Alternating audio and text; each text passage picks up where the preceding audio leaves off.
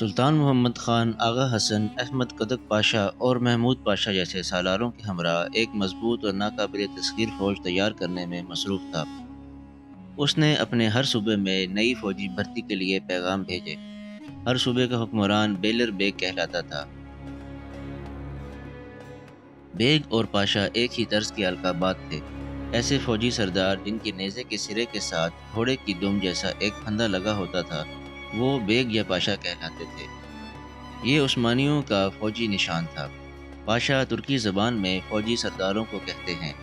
ایک bailor bag یعنی کسی صوبے کا جاگیردار وہ پاشا ہوتا تھا جس کے نیزے کے ساتھ گھوڑے کی دم جیسے پھندے لگے ہوتے تھے۔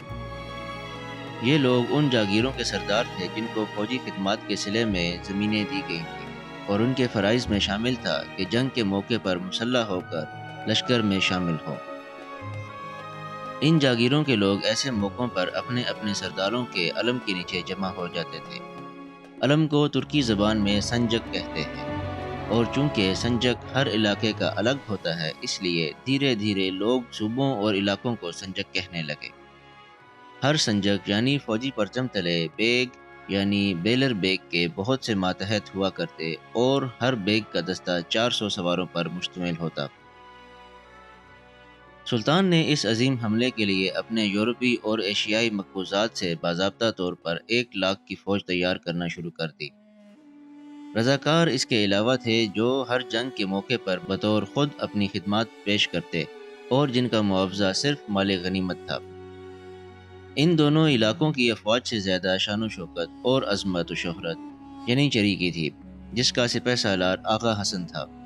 ایک طرف اگر آغا حسن سلطان کی فوج کے لیے ایک مایہ ناز اور بہادر سالار تھا، تو دوسری طرف احمد قدک پاشا اور محمود پاشا صوبیداری فوج کے جنگجو جرنیل تھے۔ بحریہ کو مضبوط کرنے کے لیے سلطان نے ایک مضبوط بحری بیڑا تیار کرنے کا حکم دیا، جس میں کم سے کم 180 جہاز شامل ہوتے۔ چھوٹی بڑی کشتیوں کی تعداد الگ تھی جو پہلے سے عثمانی بحریہ کا حصہ تھی۔ سلطان محمد خان ایک باصلاحیت نوجوان تھا، جس کی خداداد قابلیت کے جوہر ہر جگہ یکساں طور پر نمایاں تھے۔ دین کے مقام پر اس نے بہترین اساتذہ سے حیرت انگیز تیزی کے ساتھ علوم و فنون کی تحصیل کی تھی۔ وہ اپنی مادری زبان کے علاوہ عربی، فارسی، عبرانی، لاطینی اور یونانی زبانوں پر بھی قدرت رکھتا تھا۔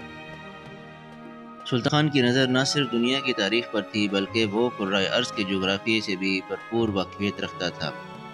وہ ایک بلند پایہ شاعر اور شعر و سخن کا بہت بڑا رسیہ تھا۔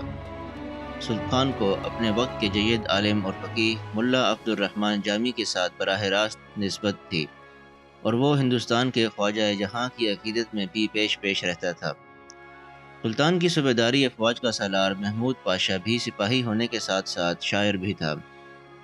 قسطنطنیہ پر حملے کا ارادہ کیا تو سلطان نے انتہائی گہری نظر کے ساتھ پلوٹارک کی مشہور و معروف تصنیف، جو یونان اور روم کے تذکروں پر مشتمل تھی، پڑھنا شروع کر دی۔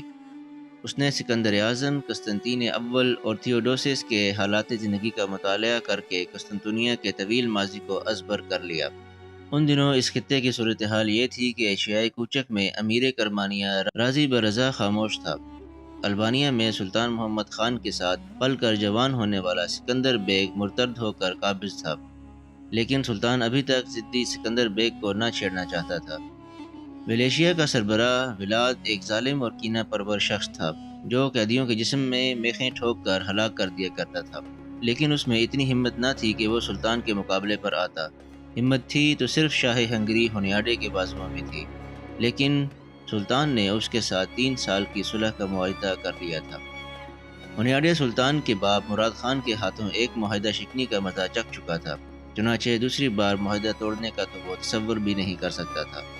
اب صرف موریہ ہی ایسا علاقہ تھا جہاں سے قسطنطنیہ کے لیے بر وقت کمک مہیا کی جا سکتی تھی۔ چنانچہ سلطان کی ایک ماہر فوج موریہ کی فوجوں کا راستہ روکنے کے لیے موریہ کی جانب چل دی۔ تمام تیاریوں کا خاکہ مکمل طور پر تیار کرنے کے بعد سلطان نے ایک حتمی اجلاس طلب کر کے قسطنطنیہ پر حملے کے فیصلے کو آخری شکل دے دی۔ یہ اجلاس بھی بڑے بڑے سالاروں، سرداروں اور عمائدین سلطنت پر مشتمل تھا۔ اس اجلاس میں قاسم بن ہشام کسی کو نظر نہ آیا، کیونکہ وہ وادی تھریس عبور کرنے والا تھا۔ اجلاس مسلسل 3 روز تک جاری رہا اور سلطان نے حملے کی حتمی شکل کے بعد سلطنت کے لیے نئے احکامات و قوانین بھی جاری کر دیے۔ سلطان محمد خان نے سب سے زیادہ توجہ اپنے آئین سلطنت میں تعلیم اور تدریس کو دی۔ پچھلے عہد میں تمام مدرسے محض مذہبی ہوتے تھے، اگرچہ ان میں اور بھی علوم پڑھائے جاتے تھے، لیکن ترکوں کا سرشتہ تعلیم پولیٹیکل حیثیت کا حامل تھا اور وہ سلطنت کے لائق سے لائق عہدیدار پیدا کرتا تھا۔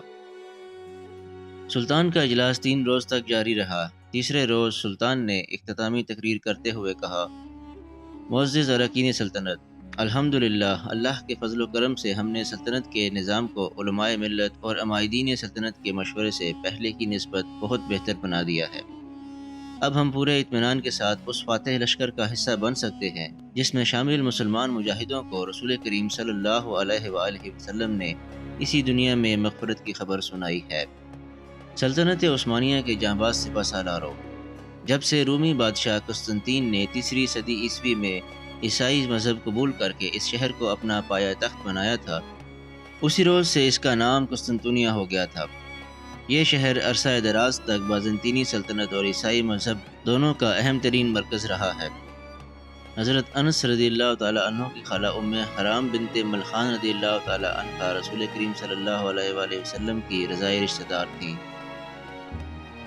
ایک روز آپ صلی اللہ علیہ وآلہ وسلم ان کے گھر سوئے ہوئے تھے کہ اچانک بیدار ہوئے تو آپ صلی اللہ علیہ وآلہ وسلم کے چہرہ مبارک پر تبسم تھا۔ حضرت ام حرام رضی اللہ تعالیٰ عنہ نے تبسم کی وجہ پوچھی تو آپ صلی اللہ علیہ وآلہ وسلم نے فرمایا: مجھے خواب میں اپنی امت کے وہ لوگ دکھائے گئے جو جہاد کے لیے سمندر کی موجوں پر اس طرح سفر کریں گے جیسے تخت پر بادشاہ بیٹھے ہوں۔ حضرت ام حرام رضی اللہ تعالیٰ عنہا نے عرض کیا کہ یا رسول اللہ صلی اللہ علیہ وآلہ وسلم، دعا فرما دیجئے کہ اللہ تعالیٰ مجھے بھی ان لوگوں میں شامل فرما لے۔ آپ صلی اللہ علیہ وآلہ وسلم نے دعا فرما دی اور دوبارہ محو خواب ہو گئے۔ تھوڑی دیر بعد پھر بیدار ہوئے تو دوبارہ چہرہ مبارک تبسم سے کھلا ہوا تھا۔ حضرت ام حرام رضی اللہ تعالیٰ عنہا نے دوبارہ وجہ پوچھی تو آپ صلی اللہ علیہ وآلہ وسلم نے فرمایا کہ میری امت کا پہلا لشکر جو کیسر کے شہر قسطنطنیہ پر جہاد کرے گا اس کی مغفرت کی بشارت دی گئی ہے۔ حضرت ام حرام رضی اللہ تعالیٰ عنہا نے دوبارہ دعا کی درخواست کی، لیکن آپ صلی اللہ علیہ وآلہ وسلم نے فرمایا: نہیں، تم پہلے لشکر میں شامل ہو۔ معزز اراکین سلطنت، حضرت صلی اللہ علیہ وآلہ وسلم کی یہ دونوں بشارتیں اس طرح پوری ہوئیں کہ حضرت عثمان غنی رضی اللہ تعالیٰ عنہ کے عہد خلافت میں حضرت معاویہ رضی اللہ تعالیٰ عنہ نے قبرص پر حملہ کیا۔ یہ تاریخ اسلام کی پہلی بحری مہم تھی اور اس میں حضرت ام حرام رضی اللہ تعالیٰ عنہ اپنے شوہر حضرت عبادہ بن صامت رضی اللہ تعالیٰ عنہ کے ساتھ مل کر لشکر میں شامل ہوئیں۔ یہ جنگی مہم اس لحاظ سے کامیاب رہی کہ اہل قبرص نے مسلمانوں سے صلح کر لی، اور جب مسلمان واپس ہونے لگے تو حضرت ام حرام رضی اللہ تعالیٰ عنہ ایک گھوڑے پر سے گر کر جام شہادت نوش فرما گئیں۔ یہ نبی کریم صلی اللہ علیہ وآلہ وسلم کی پہلی بشارت کی تکمیل تھی۔ بشارت کا دوسرا حصہ مجاہدین قسطنطنیہ سے متعلق تھا۔ چنانچہ قسطنطنیہ پر جہاد کرنے کے لیے حضرت معاویہ رضی اللہ تعالیٰ عنہ کے عہد خلافت میں ایک لشکر نے قسطنطنیہ پر پہلا حملہ کیا۔ اس لشکر میں حضرت امیر معاویہ رضی اللہ تعالیٰ عنہ کا بیٹا بھی شامل تھا اور جید صحابی رسول صلی اللہ علیہ وآلہ وسلم حضرت ابو ایوب انصاری رضی اللہ تعالیٰ عنہ بھی شامل تھے۔ یہ مسلمانوں کی طرف سے قسطنطنیہ کا پہلا محاصرہ تھا جو کافی مدت تک جاری رہا، اور حضرت ابو ایوب انصاری رضی اللہ تعالیٰ عنہ اسی محاصرے کے دوران بیمار ہو کر شہید ہوئے اور اس عظیم شہر کی فصیل کے نیچے مدفون ہوئے۔ لیکن یہ لشکر قسطنطنیہ کو فتح نہ کر سکا۔ البتہ رسول کریم صلی اللہ علیہ وآلہ وسلم کی بشارت کا دوسرا حصہ بھی مکمل ہوا۔ محترم اراکین سلطنت، یاد رکھیے کہ صرف یہ بشارت ہی نہیں، رسول کریم صلی اللہ علیہ وآلہ وسلم کی ایک اور حدیث بھی ہے جس میں صرف قسطنطنیہ پر جہاد کرنے والوں کی بات آپ صلی اللہ علیہ وآلہ وسلم نے نہیں فرمائی، بلکہ اس شہر کو فتح کرنے والوں کو آپ صلی اللہ علیہ وآلہ وسلم نے خوشخبری سنائی ہے۔ حضرت بشر رضی اللہ تعالیٰ عنہ سے ایک حدیث کی روایت ہے: تم ضرور قسطنطنیہ فتح کر لو گے، پس بہتر امیر اس کا امیر ہوگا اور بہتر لشکر وہ لشکر ہوگا۔ چنانچہ اس حدیث میں بیان کردہ سعادت کے حصول کے لیے بہت سے مسلمان حکمرانوں نے قسطنطنیہ پر حملہ کیا۔ جن میں حضرت عمر بن عبدالعزیز رحمۃ اللہ علیہ، حشام بن عبد الملک، مہدی عباسی اور خلیفہ ہارون الرشید وغیرہ شامل ہیں، لیکن کوئی بھی اس شہر کو فتح نہ کر سکا۔ سلطنت عثمانیہ غالباً دست قدرت نے قائم ہی اس لیے کی تھی کہ وہ بابرکت لشکر وجود میں آ سکے، جسے نبی کریم صلی اللہ علیہ وآلہ وسلم نے بہتر لشکر کہہ کر پکارا ہے۔ ہمارے دادا سلطان باجزید یلدرم نے 1402 عیسوی میں قسطنطنیہ کا پوری قوت کے ساتھ محاصرہ کیا۔ قریب تھا کہ وہ اس شہر کو فتح کر لیتے کہ تیمور لنگ نے ایشیائی کوچک پر حملہ کر دیا، جس کے نتیجے میں انہیں محاصرہ اٹھانا پڑا۔ یہ آج سے 50 سال پہلے کا واقعہ ہے، اور اہلیان دربار میں بعض بزرگان سلطنت کو یاد بھی ہوگا۔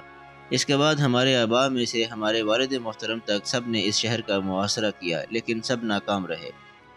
معزز عمائدین سلطنت، آج ہم بھی اسی لشکر میں شامل ہونے کی سعادت حاصل کر رہے ہیں جس کا قیام ہمارے ارادوں پر منحصر ہے۔ قسطنطنیہ ایسے مقام پر واقع ہے کہ جب تک یہ شہر فتح نہیں ہو جاتا، اسلامی سلطنت کو مکمل نہیں کیا جا سکتا، اور مجھے یقین ہے کہ جس دن یہ قدیم شہر تسخیر کر لیا گیا، اس کے بعد کوئی بھی کیسر دوبارہ پیدا نہ ہو سکے گا، کیونکہ رسالت مآب صلی اللہ علیہ وآلہ وسلم کا یہ بھی ارشاد ہے کہ جب کیسر ہلاک ہو گیا تو پھر کوئی کیسر پیدا نہیں ہوگا۔ السلام علیکم ورحمۃ اللہ وبرکاتہ۔ یہ دربار سلطنت میں سلطان محمد خان کی اختتامی تقریر تھی۔ اہلیان دربار عبد السلطان کی اسلامی معلومات دیکھ کر حیران رہ گئے۔ انہیں توقع نہ تھی کہ کل تک 2 مرتبہ ناکام ہونے والا نو عمر سلطان اب یوں عالم فاضل اور صاحب دانش ہو چکا ہے۔ یہ تھا سلطان محمد خان، جو اب دنیا کے عظیم شہر قسطنطنیہ کو فتح کرنے کے لیے رخت سفر باندھنے والا تھا۔ دنیا کی تاریخ ایک نئی کروٹ لینے والی تھی، اور مسلم فتوحات کی تعمیل کے ساتھ یورپ کی نشاط ثانیہ کا نیا دور شروع ہونے والا تھا۔ اگر آپ کو یہ ویڈیو پسند آئی ہو تو اس کو لائک کیجئے، شیئر کیجئے، چینل کو سبسکرائب کیجئے اور بیل آئیکن کو پریس کر دیجئے تاکہ آئندہ آنے والی تمام ویڈیوز آپ کو باقاعدگی سے مل سکیں۔